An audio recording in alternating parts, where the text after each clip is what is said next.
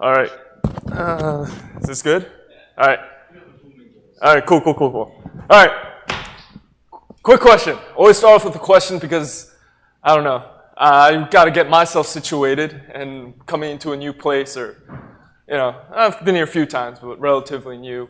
It gives me a chance to kind of see what people think. So this is what we're going to do first. You're going to turn to someone next to you or, a group of you, and you're going to ask a very simple question. I'm a simple man. I remember last time I was here, I gave you like a trick question. I gave you guys a math trick question. Nothing like that. There's no wrong answers here. The question is simply, why do you go on vacation? Simple question. So start talking. I'll give you guys a minute or two. Just turn to someone next to you. Why do you go on vacation?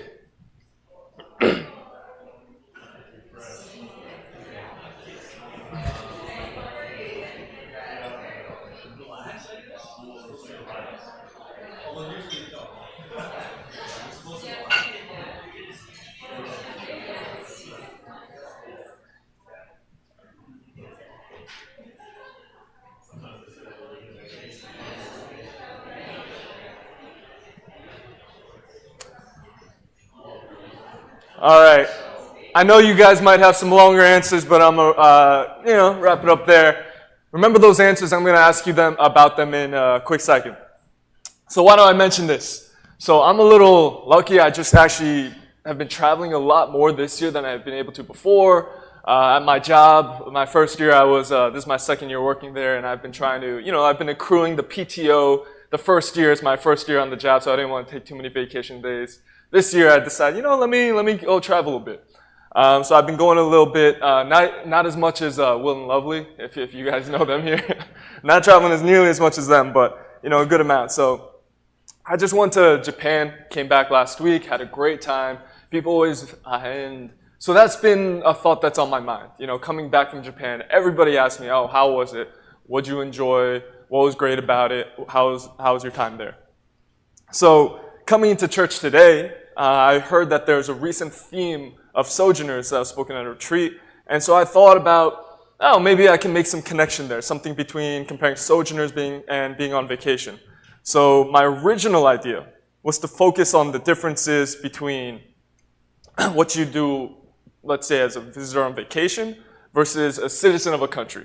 How the mindset of me as someone who's not from Japan, going to Japan, experiencing the culture, experiencing everything for the first time versus someone who's living there, and those differences. Because we as sojourners on earth are supposed to be here as almost visitors and not necessarily citizens of it. And being visitors, unfortunately, sometimes we can forget both the temporary and transient nature of the time here and accidentally become citizens ourselves on earth, which is something we wouldn't want to do. So when I was thinking this, I had some examples actually, even examples of, that focus on the pitfalls and highlight some of the differences between the two to make sure that we don't find ourselves becoming these citizens on earth and forgetting our identity as God's people. Some of these were, I thought I was being clever with some of them. Like some of them, one was like, you build bad habits that are hard to undo. When you visit somewhere, for me, when I went to Japan, everything's on the wrong side of the road, and everyone walks on the wrong side of the street. So when you run into someone, normally, as a normal person, I step to the right. Over there, everyone steps to the left. So I got very used to stepping to the left when I run into someone. So coming back here, it actually became a habit within a week and a half. So every time I, bump into someone, they step to the right, but I also step to the left, which causes another awkward interaction. And I've done this countless times in the past week. So that was one example. Another one was, maybe there's like a sense of urgency and excitement because, your time is limited on vacation, so you try to make the most of it, and I was going to make a parallel to how our time on earth is limited and how do we make the most of that. And I'll admit there are some more points that I won't mention. I did the very Christian speaker thing where I kind of stretched the analogy pretty far to suit my purposes and point. So that got me thinking. I went to the question I asked you guys before. I asked, why do you go on vacation? And so I actually want to, hear some answers from you guys. Who wants to share? Why do you go on vacation? I guess I'll start with Mike because he's front and center. To relax. Anyone else have any other answers? Or who else goes to vacation to relax? I mean, obviously it could be one of many things, all right? Quite a few people go to relax. What else? What else do people go on vacation for? Yeah, what you got? To see relatives. Yep. All right, what else? Yeah, what do we got there? To refresh your mind from studying. Amen. And yeah, back there.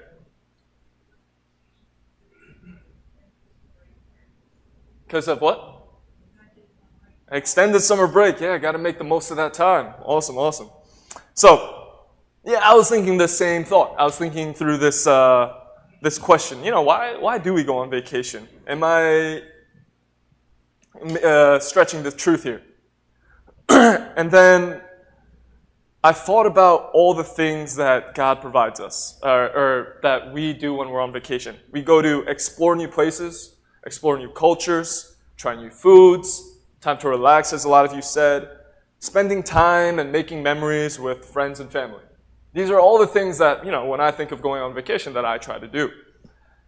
And when I think of the phrase vacation on earth, you know, at first it was supposed to be some sort of smart joke or an analogy, but then I started thinking about these answers and I realized, does God not want that for us on earth? Our time on earth does God not want us to do all these things, the same things that we do on vacation? So all of a sudden what I thought was a, you know, kind of a joke or a bit of an analogy, I realized there's actually a lot of truth to our time on earth being thought as a vacation. Has God not provided everything that we have for us here? And, you know, don't get me wrong, earth will never compare to the joy that we will one day experience in heaven. But maybe this phrase is a little more real than we thought. So before, you know, I thought to myself again, I was like, oh, before I start thinking blasphemous thoughts, I had to, you know, make sure I was, you know, thinking through this properly, because I'm like, is this idea of we're supposed to enjoy our time on earth? That sounds counterintuitive. I thought we're supposed to be sojourners, people living in the world but not of the world. You know, how do we, and then I come to that contradiction, how do we balance the joy that God provides here on earth versus not being engrossed and completely enveloped by it? And in that searching, I came to the book of Ecclesiastes. So the book of Ecclesiastes says a lot of things, a lot of which I think is absolutely hilarious. So this book is written about, is an author writing about the teachings of a specific teacher. So it starts with what the teacher is saying, and then with what the author is saying, where he talks about everything the teacher is saying, and then ends again with a conclusion from the author. It starts off with this in chapter 1, the words of the preacher, the son of David, king in Jerusalem.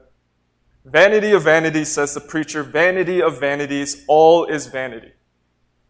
Another way of saying this, it's often translated as meaningless, meaningless, says the preacher, all is meaningless. And I thought that's an interesting way, a very strong way of starting any book, to call everything meaningless. Meaningless of meaningless, all is meaningless. Translated, the Hebrew word is hevel, hevel. Everything we have is hevel. So this word hevel, in my translation, is translated as vanity, but in other translations, it's translated as meaningless. But the actual word means something closer to vapor or smoke. And this word, hevel, is said 38 times in this book. Only 12 chapters, so it's repeated again and again. So when we think of the word meaningless, maybe we get some ideas. But when we understand the word hevel and look at its definition as vapor or smoke, two things are conveyed. The first being, it's fleeting and temporary nature, something that comes and goes, right? Smoke, vapor, it comes, it goes, it's gone. Second is there's this almost paradoxical quality to smoke, to wind, to vapor. It's, you know, as much as striving for the wind is an enigma, something that can be, you know, it's something that you can observe. The wind is something you can see. but it's something when you try to reach out and hold it, you come up empty-handed. So that definition's a little more confusing and not as, obvious, but you'll understand how the author really focuses on both of those definitions and both of those meanings when he comes to the word hevel in this book. So, what's an example of this? So on the slide we have Ecclesiastes 2, 1 through 11. And let me read through this. I said to myself, "Come now, I will test you with pleasure to find out what is good." But that also proved to be meaningless. Laughter, I said, is madness. And what does pleasure accomplish? I trade cheering myself with wine and embracing folly, my mind still guiding me with wisdom. I wanted to see what was good for people to do under the heavens during the few days of their lives. Is there a next slide? I undertook great projects. I built houses for myself and planted vineyards. I made gardens and parks and planted all kinds of fruit trees in them. I made reservoirs to water groves of flourishing trees. I bought males and female slaves and had other slaves who were born in my house. I also owned more herds and flocks than anyone in Jerusalem before me. I amassed, that's my alarm, silver and gold for myself and the treasure of kings and provinces. I acquired male and female singers and a harem as well, and delights of a man's heart. I became greater by far than anyone in Jerusalem before me. In all this, my wisdom stayed with me. I denied myself nothing my eyes desired. I refused my heart no pleasure. My heart took delight in all my labor, and this was the reward for all my toil. Yet when I surveyed all that my hands had done and what I had toiled to achieve, everything was meaningless. A chasing after the wind, nothing was gained under the sun. Nothing was gained under the sun. This guy spent all this time, achieved everything he could wanted. Some of those things probably aren't what we would want in today's time, but back then it was everything you could want. And in this particular passage, he talks about the hevel of self-indulgence, the hevel of the meaninglessness of self-indulgence, how when we seek this self-indulgence, we come up short, like chasing and trying to catch wind. He's trying to strive and get everything that he can, and then when he looks back at what he's grabbed, he realizes there's nothing there. So what else is hevel? What else does this author and this teacher talk and refer to as meaningless? Almost everything. He goes through the list, and this book systematically breaks down many of the things that we live for. And it makes us feel almost silly for making it as important as we do. What do you find important? Is it wealth, career, status? To those that find purpose on earth in their careers, their toils, it says later in this chapter, what has a man that has all the toil and striving of heart with which he toils beneath the sun? For all his days are full of sorrow, and his work is a vexation. Even in the night his heart does not rest. This also is meaningless. Then right after that it says there's nothing better for a person that he should eat and drink and find enjoyment in his toil. This also I saw is the hand of God. So that first part, it talks about work itself is a vexation. How many of us have been in that position? I know there's a lot of young guys here who haven't worked yet, and I'm cautioned to make the analogy between, I guess instead of working, you're full-time students. I won't make the connection between the meaninglessness of studying, all right? It's very important, all right? If your parents are here, it's extremely important. Do well. All jokes aside, work, and to be completely honest, studying too, by itself, if that is what you live for, if that is what you strive for, is hevel, is meaningless, is vanity. To strive after these things without God is to try to obtain everything that it has to offer and coming up empty-handed, once again. So, And going back to the verse I just read at the very end, there's nothing better for a person than that he should eat and drink and find enjoyment in his toil. This also I saw is from the hand of God. From apart from him, who can eat or who can have enjoyment?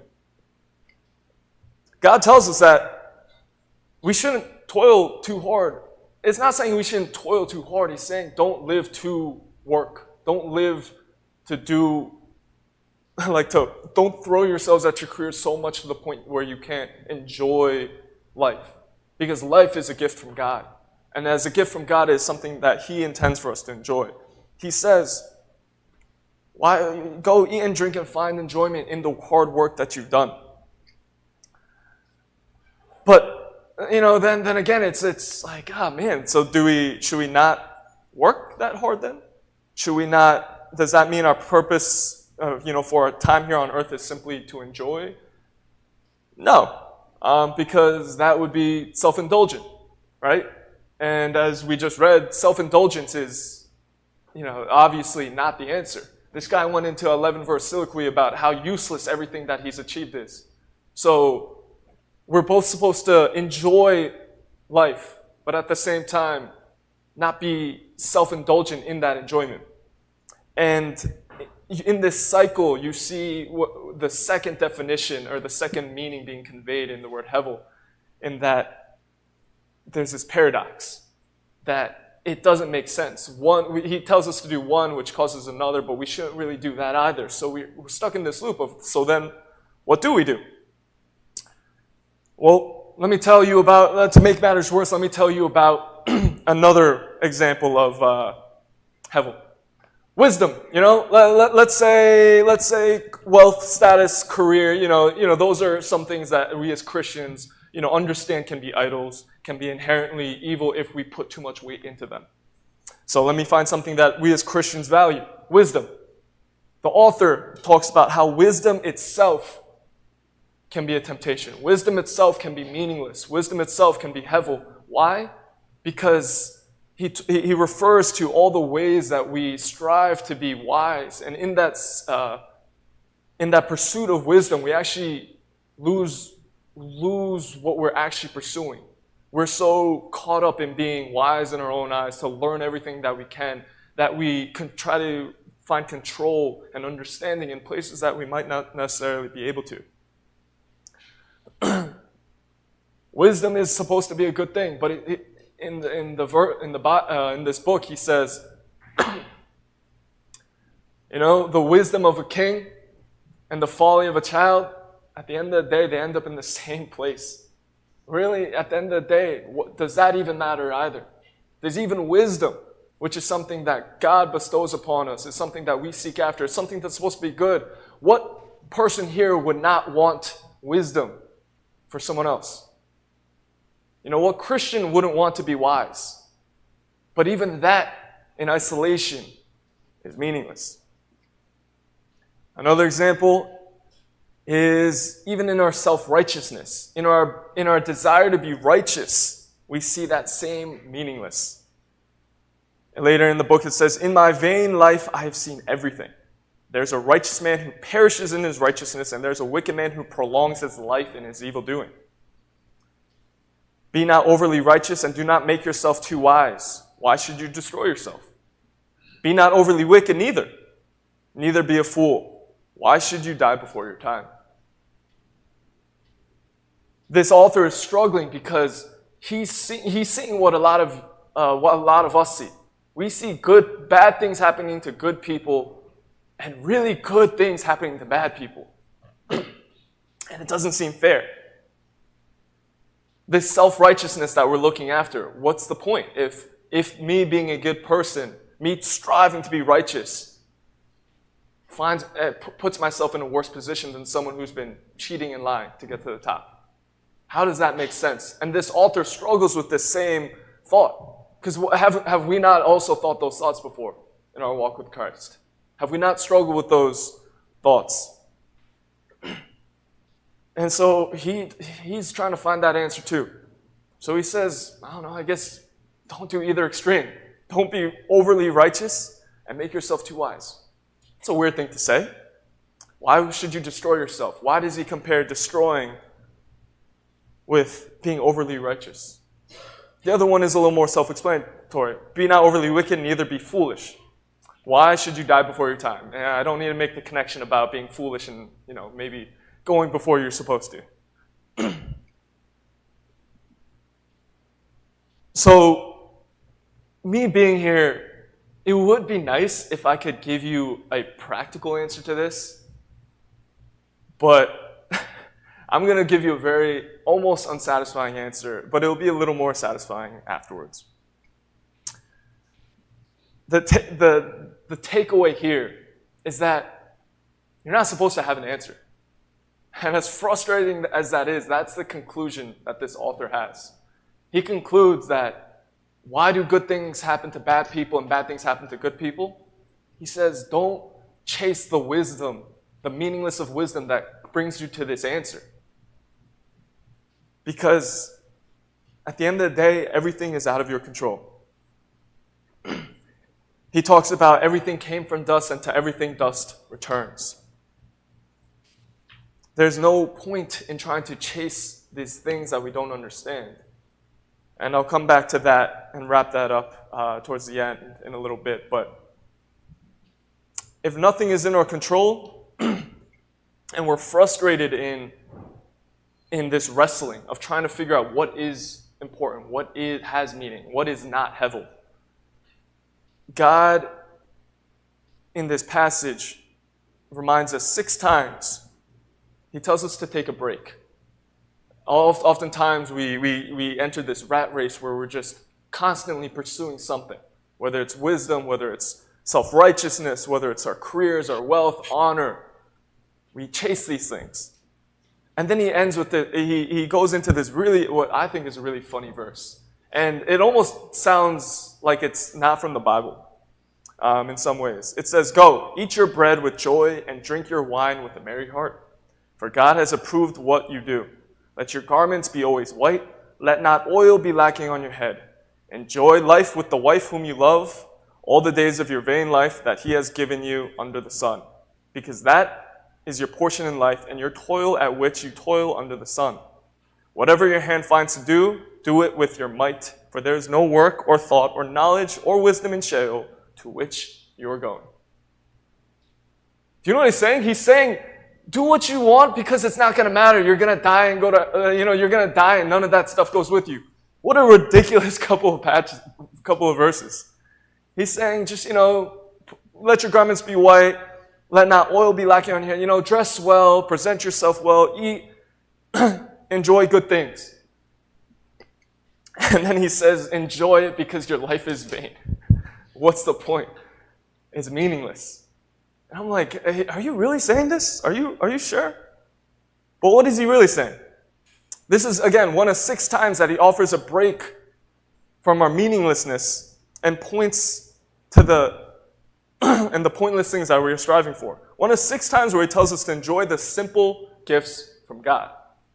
And that's what it is. It's a break for us to take a break from our meaningless pursuits and find joy in the simple gifts from God. There's simple things. Enjoying friends. In this book, some of the other examples are, he talks about enjoying times with friends, family. He even says, enjoy a sunny day. He says, a good meal. He says, enjoy these things, these gifts from God, instead of trying to find the answers, instead of trying to catch the wind, instead of trying to find meaning in something that's meaningless, like in your career or even wisdom and self-righteousness. He tells us to take a step back and enjoy what God has given you. But I'll wrap this up like this. So does that mean we don't strive for any of those things? Because I hope that isn't the takeaway. That is absolutely the wrong thing to take away. But the last thing that the author says as he ends this book is this. Ecclesiastes 12:13-14 says, "The end of the matter, all has been heard. Fear God and keep his commandments. For this is the whole duty of man. For God will bring every deed into judgment with every secret thing, whether good or evil." I'll read that one more time. The end of the matter, all has been heard. Fear God and keep his commandments. What is so meaningless and heavy about career, wealth, wisdom, and self-righteousness is found not because those things are inherently that, but it's because it's when those things are pursued in the absence of God. Fear God and keep his commandments. That is the goal. That is the answer to the question. How do we, as Christians, with enjoyment, make the most of our time here on earth without succumbing to it? We all know that we do all that we do on earth, but we do so for God. Know that without God, none of that matters. All these things that you pursue, none of it matters. Your job doesn't matter. Honor doesn't matter. Your wisdom doesn't matter. Self-righteousness does not matter without God. These things matter and only matter under God's commandment. We work. Why? Because God told us to work. God himself set an example of work, and he worked for 6 days in creation. Why do we find enjoyment in the fruits of our labor? Why? Because that is what God did in his Sabbath. The seventh day he rested, and he saw what he said was good. He saw it, and he rested. So why do we rest? Why do we find enjoyment? Because that's what God did. It is what God commanded us to do. We work because God told us to. We rest because it is also in God's commandment. So the check for ourselves to see if we're truly sojourners, only, making a temporary time here on earth, or accidentally becoming citizens, is this. Check what you're doing and see if it's done for God and from God. Check if what you're doing is for God or from God, because if it's not, it's everything the author talked about, meaningless. It's something that you will toil to achieve, but it'll end up just being chasing after the wind. That's what life is here on earth without God. Because none of that goes with you. Everything you achieve here stays here. So without God, what value is there? So the check, again, is to make sure that what you're doing is for God and from God. And for your sake, I hope that you find out that you aren't. I hope that you would, and I'm not trying to be mean, but I hope that you would, if you do find yourself in that position, I find that you'd almost feel the stupidity of trying to find value and worth in things that are inherently worthless, meaningless, or hevel without God. I hope you'd feel that, because this book made me feel very stupid sometimes. It made me feel very silly for putting so much value in my career, in my life, in my wisdom. But in a sense my own wisdom, not God's wisdom that God has given me, not the righteousness that God has given me, but my own righteousness, my self-righteousness, what I thought I could achieve on my own in my profession. I felt a little stupid reading this. And I encourage you guys to go read the rest of this book. It's only 12 chapters, so you could, pump it out in one sitting if you needed to, but, there's some verses here that'll make you feel kind of silly. And I think that's good, because sometimes we have to be brutally honest with ourselves. We got to remind ourselves how meaningless things can be without God. And I want to also say this little disclaimer. As Christians, I talked a lot about enjoying life, enjoying the simple gifts from God. But as Christians, I don't have to tell you guys, I'm not foolish enough to think that our time here on earth is supposed to be easy. And finding enjoyment in God's gift doesn't mean that life is going to be easy. It's not. As sojourners, we are trying to represent a perfect God in an imperfect world. And we're doing it as very, very imperfect, sinful people. So it will inherently be very, very difficult. And that is specifically why, actually, God commands us to find enjoyment in these little gifts that God has given us.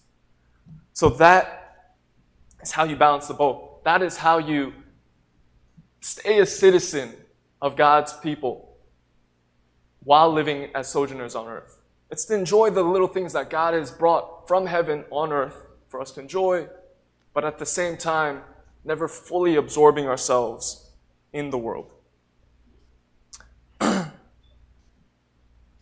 So I'll end with this. We shouldn't worry so much about not enjoying our time here on earth, but we should focus on, it's not about whether we enjoy or not enjoy. It's about what we do with God and with God only. Fear God and keep His commandments, for this is the whole duty of man. It's as simple as that. Let me pray. Heavenly Father, Lord God,